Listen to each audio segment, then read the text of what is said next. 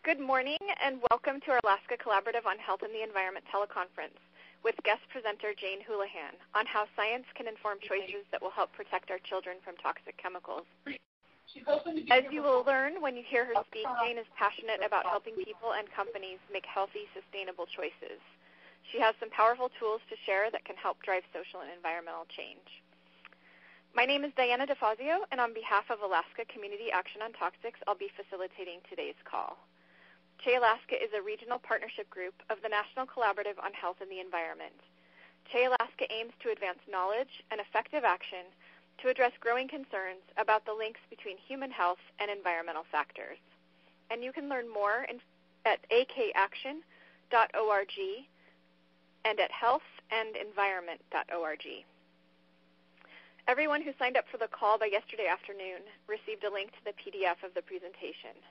If you signed up for the call more recently, you can find a link to the document on our homepage at akaction.org, and you will need to download the presentation to follow along. As with all of our CHE Alaska teleconferences, our speaker will leave about 10 to 15 minutes at the end for discussion and your questions. And now it's my honor to welcome and introduce our presenter for today. Jane Houlihan is Research Director for Healthy Babies, Bright Futures. Prior to joining Healthy Babies, Bright Futures, she oversaw research programs at the Environmental Working Group. For over a decade, she conceived of and directed Environmental Working Group's popular online product guides, including the Skin Deep Cosmetic database. And she led national programs on biomonitoring, safer water, and healthy food. Jane is among the founders of the Campaign for Safe Cosmetics and serves on the Science Board of the Breast Cancer Fund. She appears in numerous print stories and TV broadcasts each year, regularly delivers presentations to expert and lay audiences, and testifies at congressional hearings and presentations for science panels and national conferences. And we're so happy that you agreed to present to our CHE Alaska audience today. Thank you, Jane. You may go ahead and begin. Well, you're welcome, and I'm so happy to talk to everyone today about how we use science to inform healthy choices. Jane, and if you have the... I can't hear you very well. Are you on speakerphone? I am not on speakerphone. I don't actually have a way to make my line better except calling in again. How is it now? It seems a little faint. I'm going to ask the Anchorage ACAT office to let me know if you can hear. Jane, all right? How's the audio now? Can I get some feedback? Diane, can you hear me? Yeah, I can hear you pretty well. Jane seems a little bit faint, but I just wanted to know, can you all hear Jane? I can hear Jane fine. Okay. I can also hear Jane very easily, yeah. Okay, so it must be my line. I just wanted to check and make sure that we were okay. So proceed, please. Sorry for the interruption. I will, and if it gets to be a problem at any point, please break in and let me know, and I can try to call back in or something else. But I'm really happy to be here today, and Diana shared a list with me of everyone who'd signed up for the call, and I just saw reading down the list that I feel like we all share this mission that's captured by the title of this talk, which is working toward a toxic-free future for children. And I feel like talking about the science behind our work is super relevant right now. We're in it's been called a fact-challenged environment in recent months. And science is even more important than ever before. So speaking of challenged facts, on page 2, I did want to start with a quote from Lizzie Grossman's book, Chasing Molecules. This is from a 2008 press teleconference from the phthalate esters panel, where a consultant asserted without any qualifications that phthalate plasticizers, that are of course found in all of us, do not migrate and they do not off-gas. So this is one example of the kind of fact-challenged assertion that we're up against pretty routinely.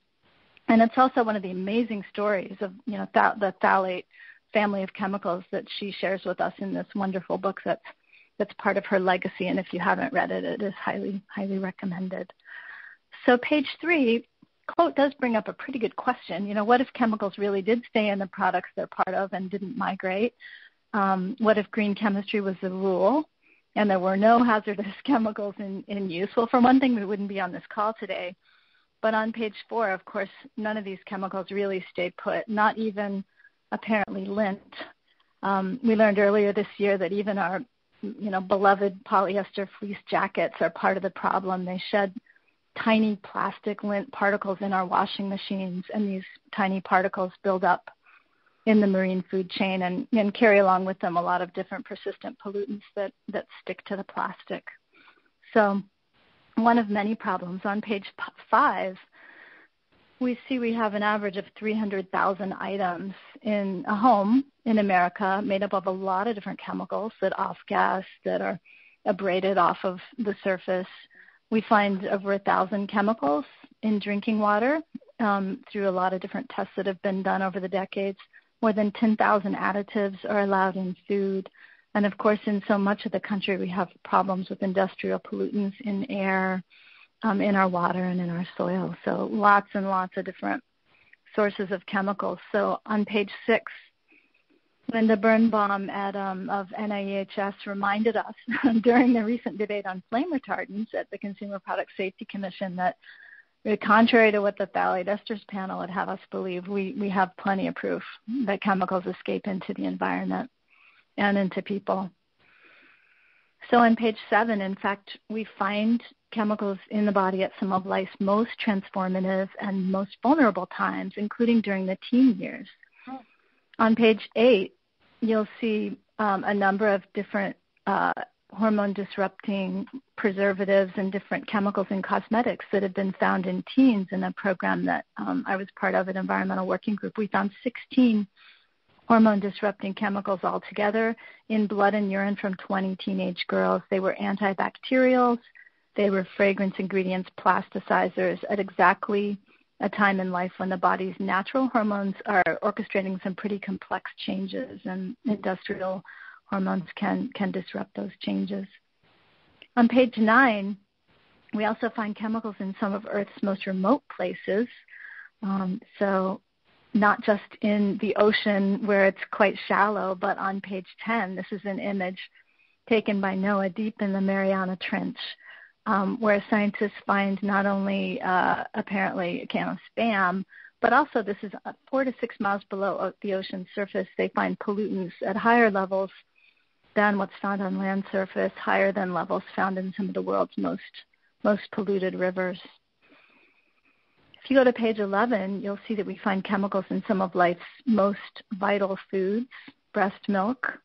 On page 12, tests of 20 first-time mothers. We did at Environmental Working Group. We found PVDs, toxic flame retardants in breast milk at levels 75 times higher than what's found in Europe. Page 13, we're also finding chemicals, of course, in some of Earth's most pristine places. On page 14, you'll see that that's Papua New Guinea, where this is one of the most rural, least explored places in the world. There's still, scientists believe, in the deep jungles, some undiscovered species of plants and animals in the jungle interiors, and yet still, in this part of the world, scientists find it to be a global hotspot for lead in marine mammals, so nothing really escapes industrial pollution. And on page 15, we find pollution in Earth's most protected and most vulnerable places. Page 16, a study I've talked about a lot from my time at Environmental Working Group, we found 287 different industrial chemicals and pollutants and pesticides in umbilical cord blood from 10 babies born in U.S. hospitals. So on page 17, there's so many more examples we can talk about, but it's really clear to all of us that industrial pollution is global. It's found in the Earth's most remote, pristine, vulnerable, and protected places. And on page 18, we all have seen that a lot of the problem stems from some of the Earth's most political places. And unfortunately, what's going on in Washington does have some sway over what a lot of us are trying to achieve in our work to give children a toxic-free future. Page 19, we've seen recently there's been some changes that raise even more concerns. We've seen the appointment of some folks who have lobbied or worked for industries they now regulate, really have been on the opposite side of many of the groups on this call that support public health and the environment. So page 20, I saw a recent headline that we're seeing more and more foxes lately in Washington, where the folks who've been regulated are now the regulators. Page 21, there was a good summary in the New York Times last week of 52 environmental regulations on their way out under Trump. These rollbacks include a proposed ban of hazardous pesticide, chlorpyrifos, rollbacks of wetland and tributary protections. Probably many of us have read about coal ash discharge regulations, rollbacks of environmental mitigations required in federal projects, and 48 more initiatives that have been overturned or in progress or that are in dispute, including the rollback of the Clean Power Plan that was announced by Administrator Pruitt on Monday in, ironically, Hazard, Kentucky. So on page 22, this leaves us with the situation continuing. Children worldwide are being exposed to unrecognized toxic chemicals that are silently eroding intelligence, disrupting behaviors, truncating future achievements, and damaging societies. And that's Philippe Grandjean and Philip Landrigan in 2014 in The Lancet. So page 23, we might ask ourselves with this by way of background, well, what now?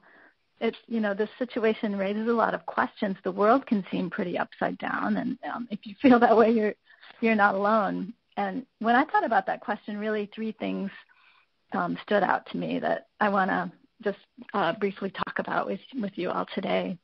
And that's on page 24. It's really the three things we all use in our work. It's how we win. It's the power of data, the power of collaboration, and the power of communication. So I want to talk about each one of those for a few minutes.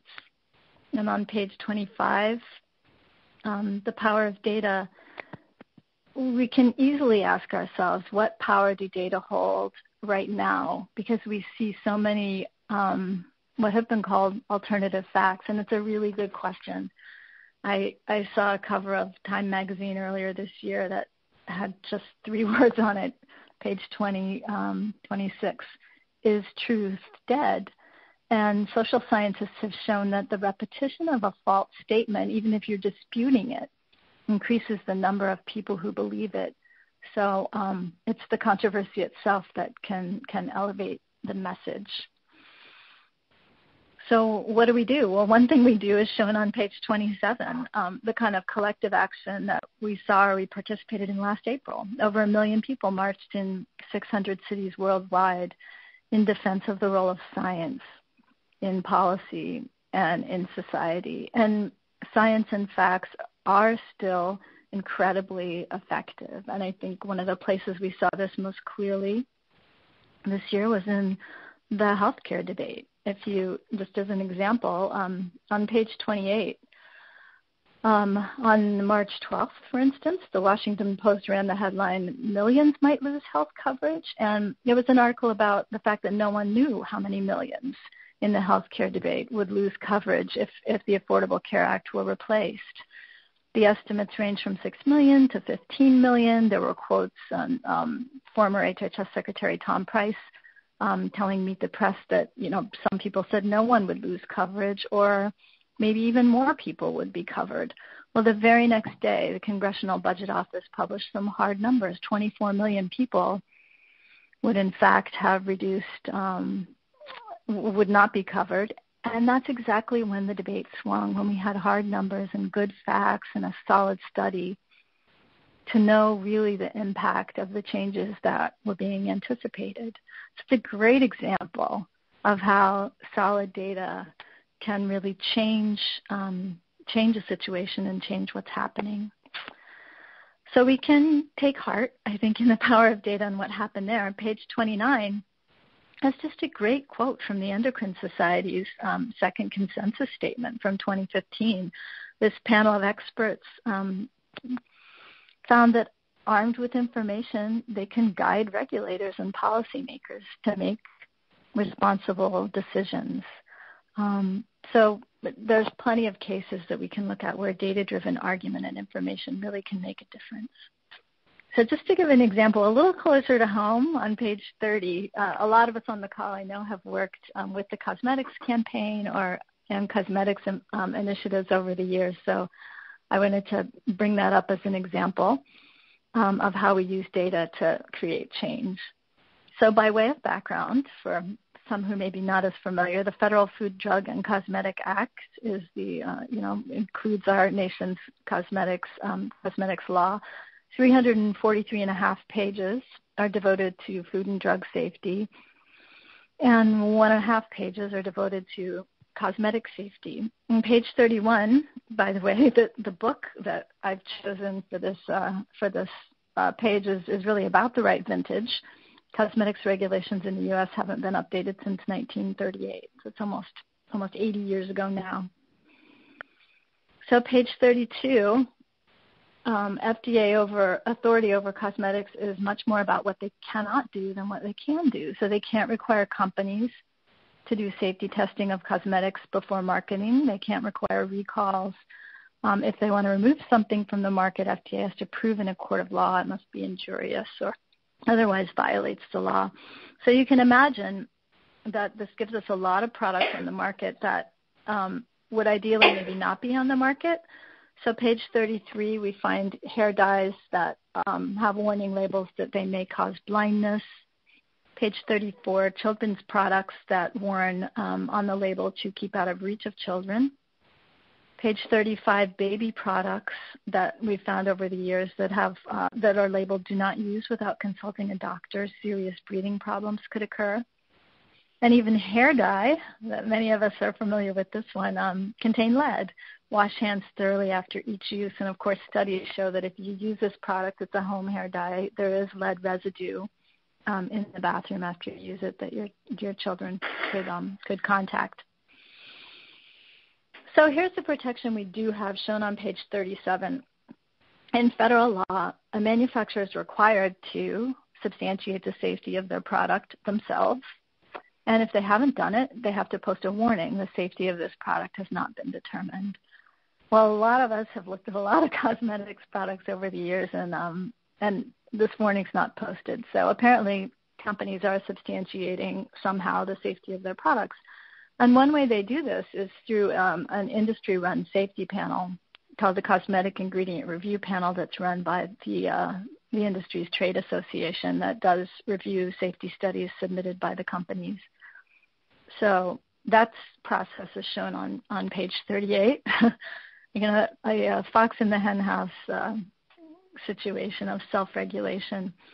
And so you can imagine what happens in this system is that a lot of ingredients are approved. And if you look at page 39, in the panel, the Cosmetic Ingredient Review Industry Panel's history, they've reviewed thousands of ingredients, and they found only 12 unsafe for use in cosmetics.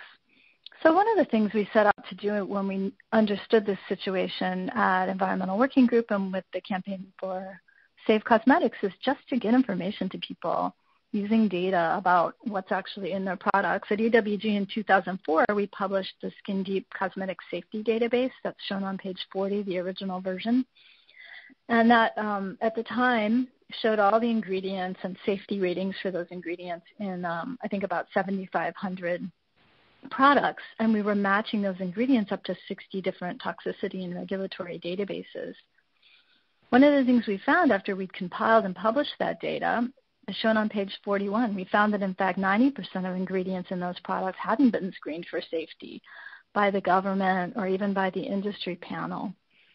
On slide 42, we found 500 products that contained ingredients that are banned in other countries. So we submitted this data to FDA, and as a result, we saw a lot of changes begin to happen. For one thing, on page 43, one thing that happened was that the industry sped up its self-regulation. Over its first 28 years, we saw that it was taking about 9 days for every chemical that it reviewed and approved. And over the past 4 years or so, we've seen that that pace has gone down to about 1.7 days as the industry tries to work through the backlog of the many thousands of unreviewed ingredients. So speeding up self-regulation maybe isn't the biggest victory, but we also saw a lot of other things happen through our work with the Campaign for Safe Cosmetics that was forming and growing at the same time. We've seen a lot of companies over the years reformulate their products, and that's on slide 44. For instance, Disney took bisphenol A out of its cosmetics for children. CoverGirl removed dibutyl phthalate from nail polish. Polidorf took mercury out of mascara. One of the most problematic sunscreen ingredients, a hormone-disrupting sunscreen called oxybenzone, was reduced in use by 19%. We saw better sunscreens come on the market, a 2.4 times increase in the number of broad-spectrum protection sunscreens. This is an issue we worked on a lot at the same time. And we also saw a pretty dramatic 37% decline in the use of chemicals known to cause cancer, birth defects, and brain damage. So this, many dozens of groups working together over the years in a lot of different ways. We saw a lot of change in the market over those years through the power of data-driven advocacy. On page 45, just a few other examples. Data can also reveal the greatest opportunities for change at Healthy Babies, Bright Futures as we have been targeting our work, looking at where to focus our efforts when we're reducing neurodevelopmental toxins for children in the first few years of life at the time of greatest impact. Lead rises to the top as an area that needs continuing work, and that's based on health impacts, policy options, as well as partnership opportunities. We can also use data, page 46, to fill critical gaps that are blocking progress. So we know, for instance, that 10 million homes in the U.S., about 10 million, have lead drinking water pipes, including homes in Flint, Michigan. But when you talk to water utilities and public health officials, you learn that we don't know how many of these 10 million pipes are a problem. How many are really leaching lead into the water? And the reason we don't know how many Flints are out there is because there is no national database for lead in water. So we're partnering with Virginia Tech. We're running a national lead and water testing program, and we've sent kits out to about 1,000 families nationwide so far. So creating the data where it doesn't exist is a really important function that a lot of us can fill. On page 47, another project that Healthy Babies, Bright Futures has worked on with some of the groups on the phone is testing infant cereals for arsenic. And we've chosen, and this work will be released later this year, and we've chosen this area because infant rice cereal is a big source of arsenic for babies. Rice accumulates a lot of arsenic from water and from soil, about 10 times more than other kinds of grain. So arsenic tends to be concentrated in infant rice cereal compared to other kinds of foods and in rice products in general. So babies get a pretty significant exposure, and it's an area where the data led us to the place where we wanted to expend effort, where we can make a big difference. So page 48, that's just the bottom line. Even in an era of alternative facts, the data can really cut through. It can put us on the offense, and it allows us to be strategic about what we work on to look for areas where we can have a big impact and create the greatest good. So let's go on to the power of collaboration on page 49. Preaching to the choir, we can do big things if we work together. And one of the examples I really love is on page 50. This is the Endocrine Society. A lot of studies over the past couple decades on endocrine disrupting chemicals, but scientists were really feeling like the work wasn't breaking through and making bigger changes in the policy world or on the market. And so the Endocrine Society stepped in to change that, and they've developed these very important consensus statements. The first, called EDC1, was in 2009. In this group of experts in that consensus statement cited 485 studies. When they reconvened 6 years later, 1,322 studies were available. So you can see how the science just exploded.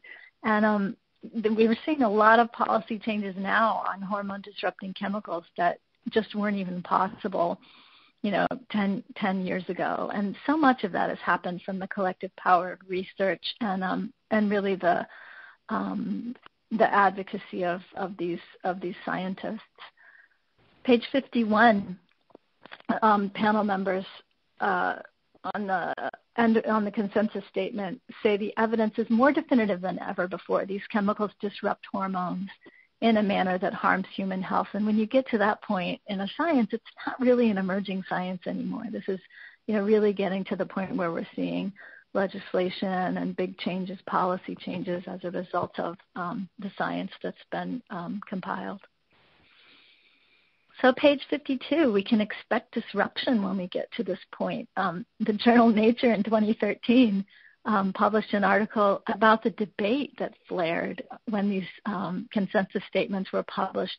Journal editors trading blows over toxicology. And when the science is this solid and you have a community behind you in that collaboration, you can win these kinds of debates.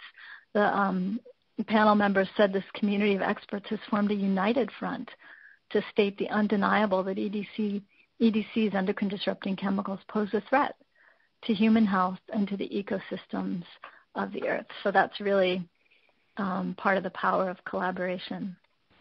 So another example, page 53, was a group of 40 leading scientists and medical organizations that published a call to action on targeting environmental neurodevelopmental risks, the tender call to action published in July of 2016.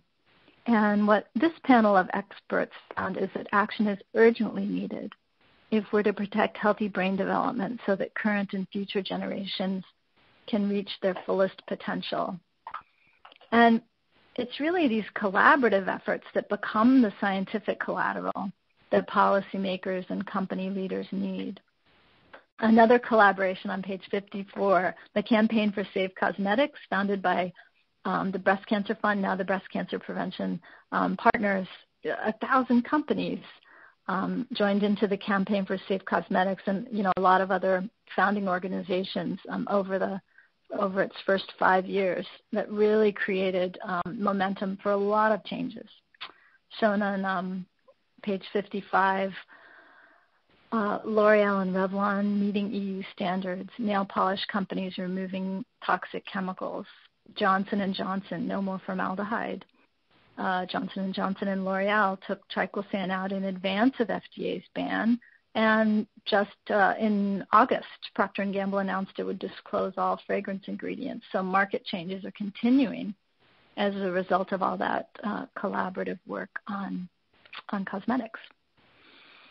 So last example, page 56, Healthy Babies, Bright Futures were forming strategic partnerships on lead to collect data on sources of lead in homes all over the country, water and paint and imported dishware, you name it, we're testing it. And we're doing that in collaboration with a lot of other groups to fill some of the data gaps that we see and to really empower families to take action in their own homes.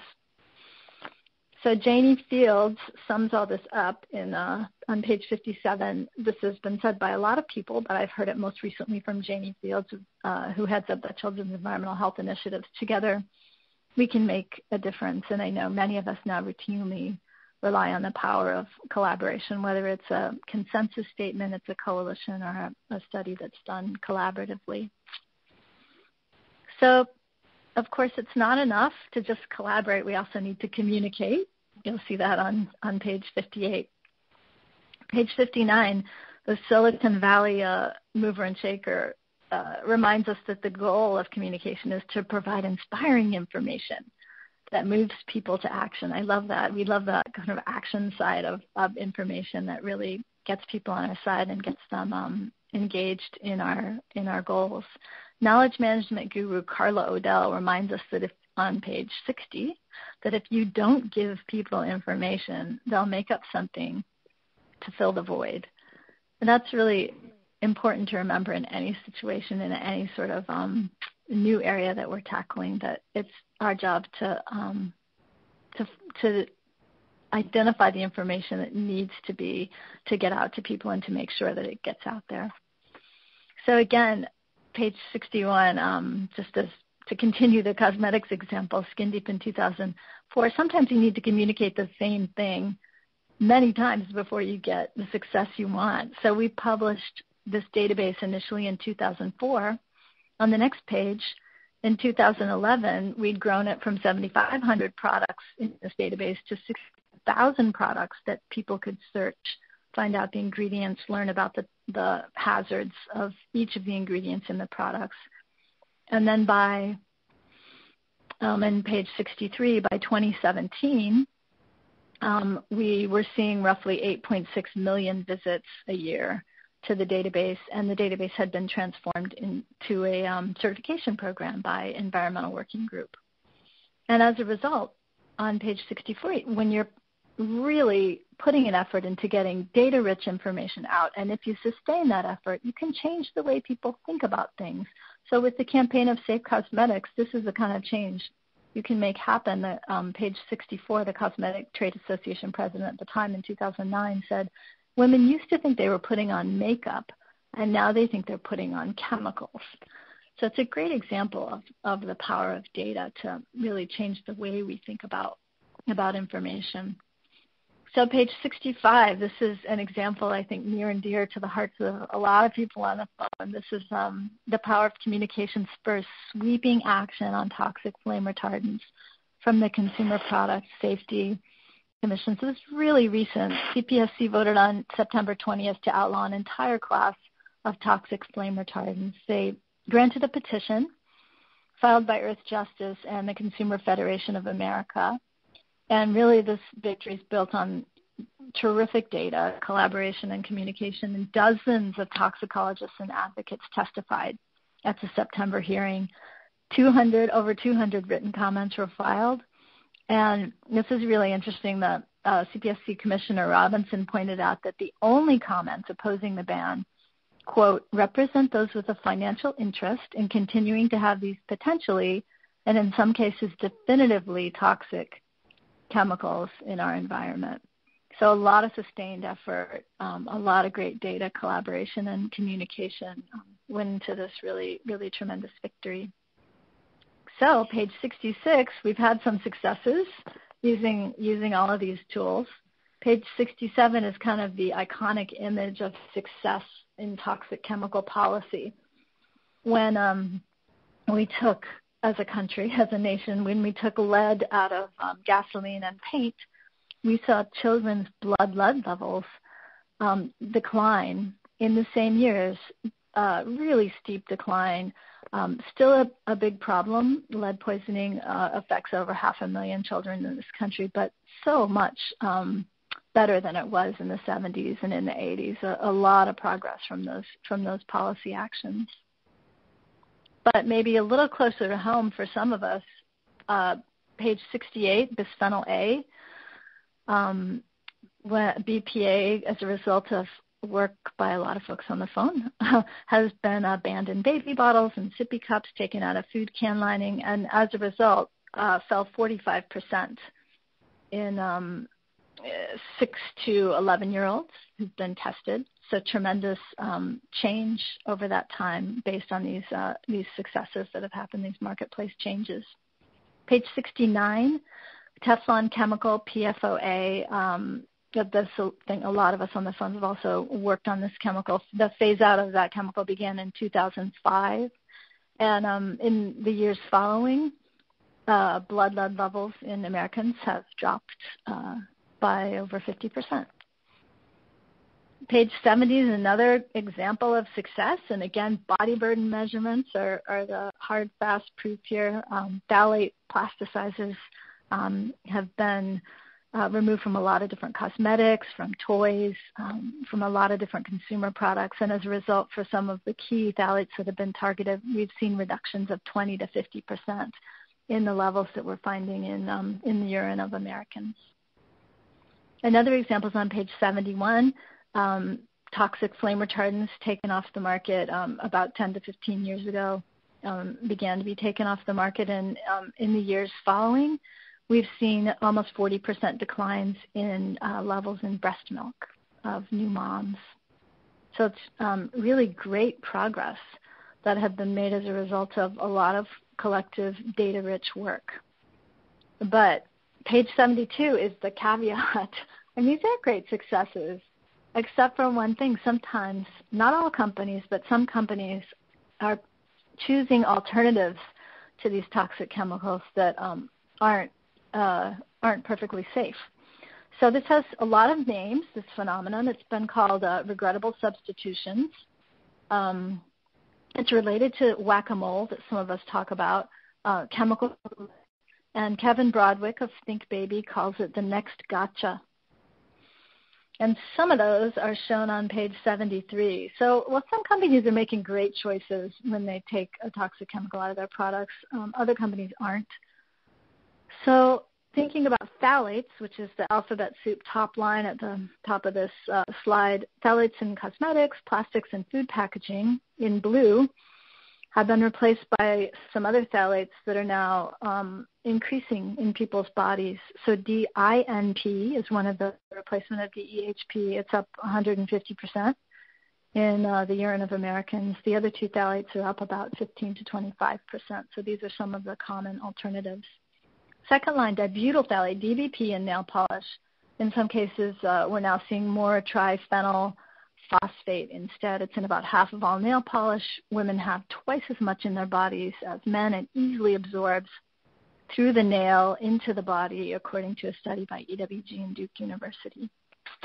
So BPA, next line down, in some cases replaced by closely related hormone disruptors, BPS and BPF. This BPA, of course, found in baby bottles, hard plastics, food can liners. Now over 80% of Americans have BPS in their urine, even as BPA is being phased out of so many different kinds of products. Next line down, Pvd Flame Retardants. This is what has been called the flame retardant roulette. We're now seeing more tris in products. Tris we've seen a 15-fold increase in people's bodies of tris from 2002 to 2015.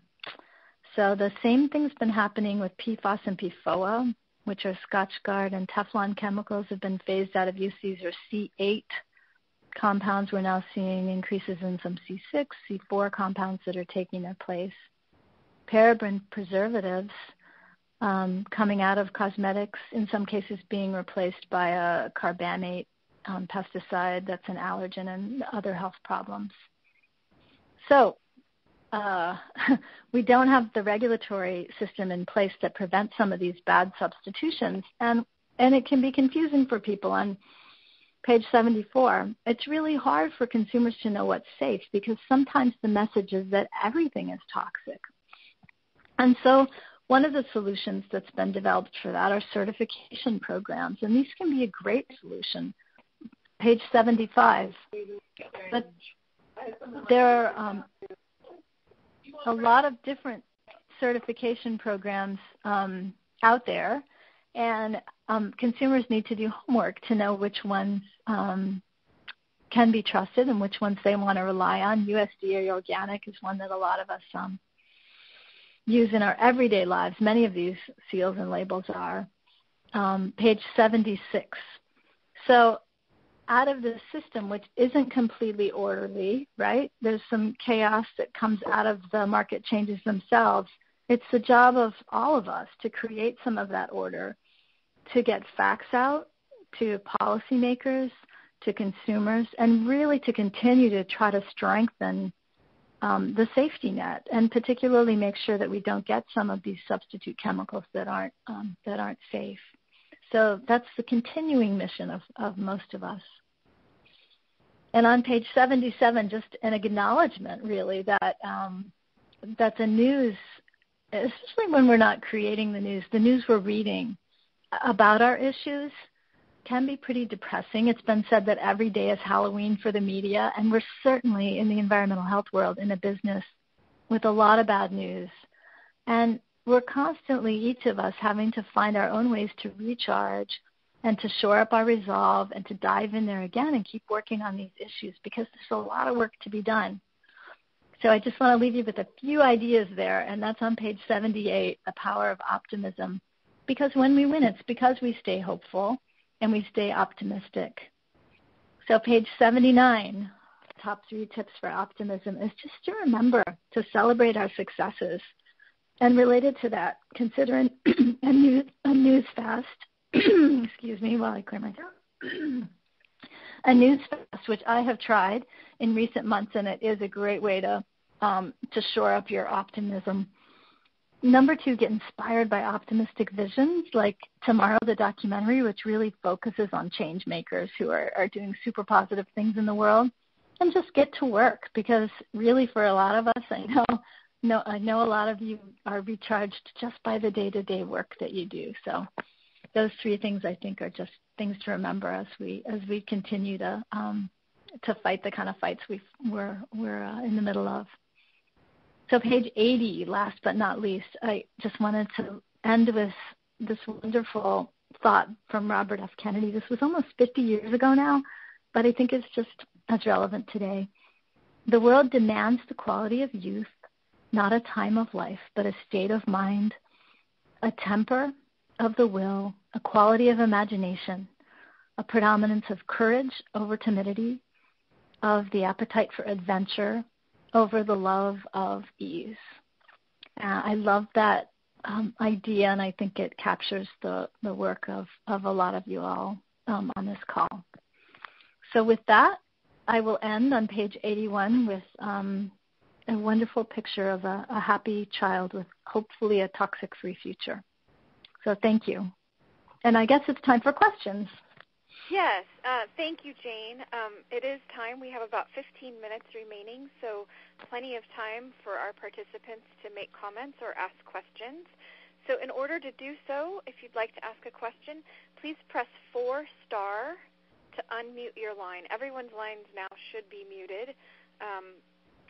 If it'll tell you as soon as you press 4* whether you're muting or unmuting, so I hope there's not too much confusion there. And if you could state your name and affiliation, that would be great as well.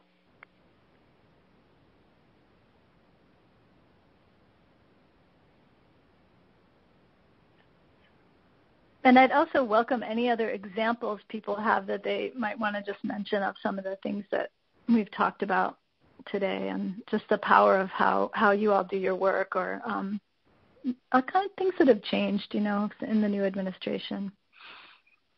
Great. I just want to make sure, I hope somebody will step up and try to make a comment or ask a question, because I just want to make sure I haven't locked everyone out of being able to speak. So maybe I'll just invite somebody from the ACAT office to unmute their line. Hi, this is Patty at the ACAT office. Okay, great. It worked. It is possible to unmute yourself. I guess my question is, for some of us, it's,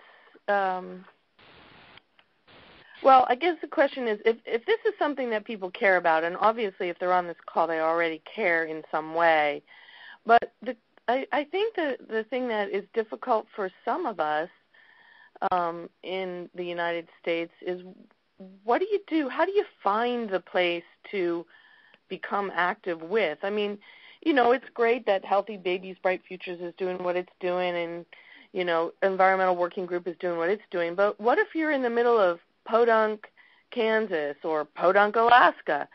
How do you find the place to get started? Yeah, I love that question. I think that it's a question that comes up a lot. I see so much more work happening at the community level than maybe even 5 years ago. So, for instance, at my church, we now have a super active eco-action team, we call it, where we're sponsoring talks and hikes and, helping get engaged with faith communities around Maryland and Virginia, who have similar goals, and, maybe just starting with making our building itself energy efficient, or making your home energy efficient. So that's an area where faith groups have put a lot of focus on climate change or energy efficiency. There are, great organizations to join that are local, that have a lot to do with, local advocacy on at the community level, getting some great policies in place to prevent the use of purchasing policies, for instance, for local governments, preventing purchase of products that have some of these toxic chemicals in them. So I think, when we talk about what can you do about these issues, they're enormous and which have a big impact on our health. It usually starts with, you can sign actions online that groups like Environmental Working Group or, ACAT sponsors. You can begin to do things in your home, buying, organic produce or doing simple things around the home to make things safer. You can then get engaged at the community level, find some local groups and people who are like-minded, who want to kind of get local policies changed. So I think starting small and working big always seems like a great policy, and everybody's interested in engaging at a different level. I think a lot of people in D.C. especially, attended the Science March or, some of the other marches that happened earlier this year, and then we're, okay, what next? So it really is a matter of finding, a community to hook into, a local community at first usually, and working from there. Thank you. Hello? I do think there was someone trying to ask a question. Yes, go ahead. My name is Priscilla Evans. I was just wondering, there's been a big trend on lip sense. It's a lipstick around in the communities, and I was wondering, where would we look up on the dangers of lip sense or the chemicals? Oh, can you tell me more about that? It's lip sense is... It's like a lipstick. It's like a dye you put on, and it burns at first. I've tried it myself just to try it, and you have to use witch hazel to take it off. Otherwise, it stays on for 24 hours or longer. It doesn't. Oh, yeah, that's interesting. Yeah, so with products like, so, obviously I've worked on cosmetics for years, but one of the things I always tell people is to look at your products and see just what is not necessary. Are there things you can cut out of your routine that, or even using half of a product that, you normally use routinely, just, use half of it. Anything you can do to kind of cut down on the number of chemicals you're putting on your skin is a good idea. And you do always want to use products that have fewer ingredients is usually better. And if you can pronounce the ingredients, there is an ingredient list on cosmetics. It's always a good idea. When it comes to something you're putting on your lips, that's especially important because, you're often swallowing some of that with every time you take a drink or eat some food. So if this is a product where there have been concerns raised about the chemical ingredients, you can always look in the database. Skin Deep might have that product and tell you more about the ingredients. But if there are questions about, the safety of this product that have been raised, it is, definitely something you want to avoid. Just, doing your homework on cosmetics is easier than some other products because it does have an ingredient label. But especially for your lips, you want to stay away from anything that's questionable.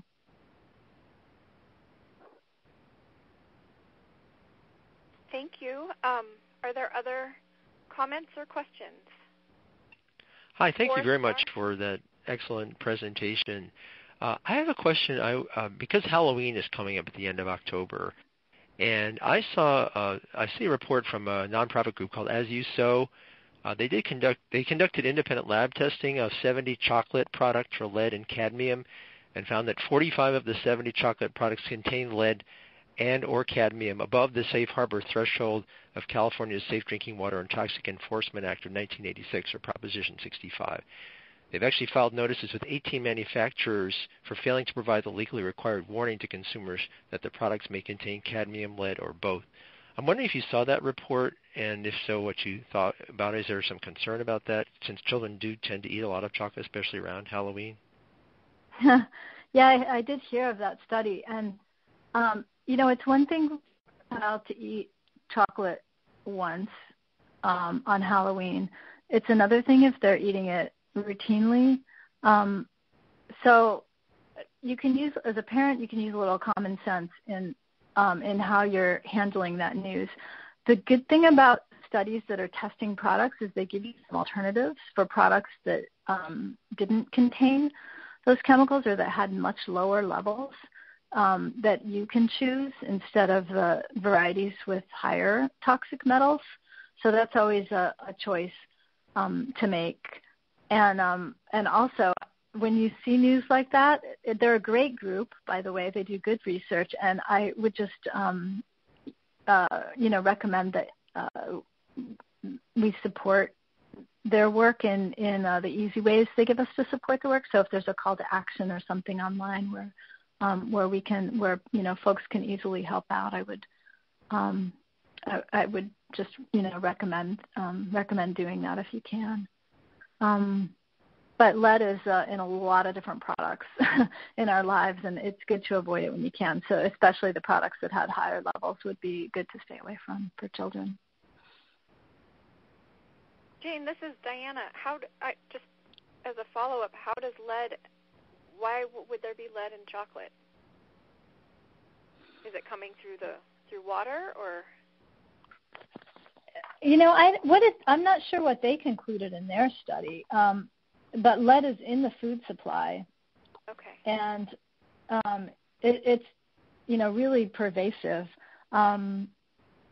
It's in soil, so a lot of plants that could accumulate lead just from the natural environment, because lead is naturally found in soil. So I haven't seen a real definitive answer to why there's lead in chocolate, but there does seem to be in some chocolates levels that might be a concern. So we're doing a lot of lead work right now, testing for lead in imported spices, even domestic spices, and lead in antique dishware that people use or in imported dishware. Vinyl mini blinds, if they're older, also can be a source of lead. And so we're working around the country to try to kind of get a better grip and stronger data on the many different sources of lead. So chocolate's one of those, right? In people's everyday lives to help to really kind of empower families to take action, because every child and environment and home is a little bit different with respect to where lead is coming from once you get beyond old chipping paint. And we've created a water test kit online that makes it pretty simple for people to test their water at Healthy Babies, Bright Futures, that are subsidized. So for people who don't have a lot of money, you can get a test kit for as little as $12, which is subsidized by people who make donations to support other families. So it's a sort of a pay-as-you-can model for getting your water tested for lead. Great. Thank you. I do believe we have time for probably one or two more people to chime in here. 4-star will unmute your line, and then 4-star will mute it back when you're done. Well, hi, my name is Birgit Lenger. I'm a naturopathic doctor in Anchorage, Alaska, and former board member at ACAT. Thank you so much for the great presentation. I was just wondering about, with the lead testing, is there a reliable sort of over-the-counter test that families can use? It seems like there's quite a bit of debate about what is actually an effective way to test things around the home or toys or other items. Yeah, I haven't seen a reliable test for anything besides lead paint.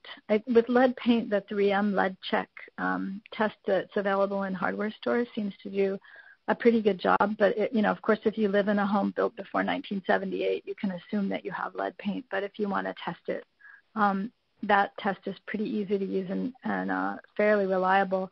But for things like, it doesn't do a good job with things like dishware or toys because it's not sensitive enough to pick up the lead on those items. And so we're actually in the middle of this at Healthy Babies Bright Futures, designing a test kit with a lab we're partnering with that people can use at home. So we're in the middle of our pilot study right now, and we expect that early next year we'll release, make it available to the public so you could order this test kit that would, give you an easy way to test all the different things around your house, whether it's a food or your soil or a toy that could contain lead. And that would, an easy way to sample, ship it to the lab, get your results back along with a report that tells you exactly what your levels mean and what you can do about it. So it's a big goal, a big year-long project for us right now. We're trying to make that happen so people can actually test things for lead besides just paint. Great, thank you. Thank you. Yeah. We are just about out of time. Jane, I wondered if you had any closing remarks you'd like to make before I wrap the call up. Not other than just thank you, everyone, for being on the call. I was really happy to have a chance to just share some of the things I've been thinking about lately in my work on environmental health. There's a lot to be done, and just a lot of great resources out there and groups to collaborate with. So anyway, I hope I left some of you with at least a few good ideas to remember. Just thank you, Diana, for facilitating. Thank you. I know I speak for everyone when I say we appreciate all that you've brought to the call today. So thank you so much for your time. Thanks to everyone who participated. I will be sending a link with a link to the recording for today's call for any of you who would like to listen again or share with someone who wasn't able to join the call. And Jane, if you have additional resources or websites or anything that you'd like me to highlight in that follow-up email, I'd love to do that, so you can go ahead and send that to me as well. And, sounds good. Again, I want to thank everyone for participating and to ask you, as I do at the end of these calls, to consider making a donation to Alaska Community Action on Toxics to support these monthly calls, and you can do that online at akaction.org. If you have any additional questions or comments, feel free to contact us. Phone number is 907-222-7714. And thanks again to everyone. Have a wonderful day.